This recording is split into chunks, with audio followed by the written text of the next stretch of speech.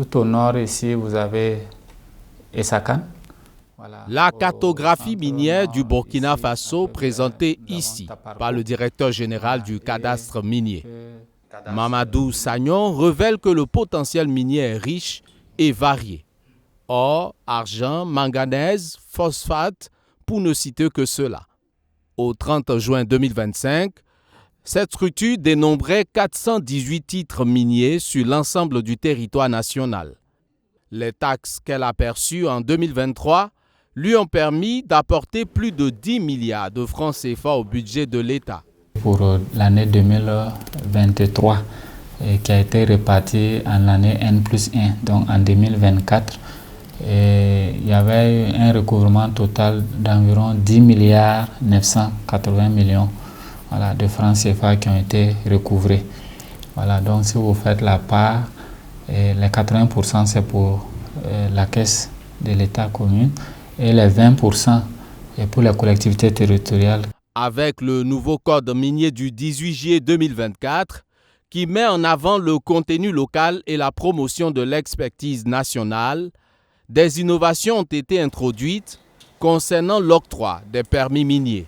Mais sachez que pour un permis d'exploitation, ça ne peut être détenu que par une société minière et qu'une seule société minière ne peut aussi que détenir un permis d'exploitation industrielle de grandes ou de petites mines. Dans le passé, c'était octroyé pour 20 ans et renouvelable chaque... Mais avec le nouveau code, nous avons limité à 10 ans pour les permis d'exploitation industrielle et de grandes mines et de 5 ans pour les permis d'exploitation industrielle de petites mines. L'autre nouveauté se situe au niveau des personnes habilitées à détenir un titre minier.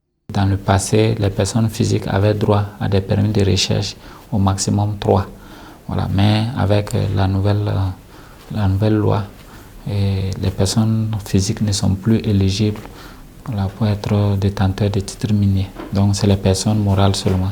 Donc maximum 7 permis. Il ajoute qu'une convention est signée 60 jours après l'attribution du titre minier.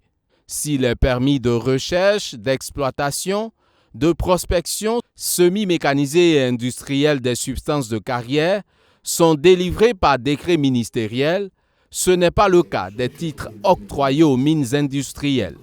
Le permis d'exploitation industrielle, que ce soit petite ou grande mine, passe d'abord par une commission nationale des mines. Qui statue, donne son avis, et transmet au ministre chargé des mines et qui envoie le dossier en conseil des ministres qui approuve le projet avant l'attribution. Aujourd'hui, la dématérialisation du processus de traitement des demandes de titres miniers reste l'un des défis majeurs de la Direction générale du cadastre minier. Son premier responsable indique que des initiatives sont en cours pour résoudre efficacement cette équation.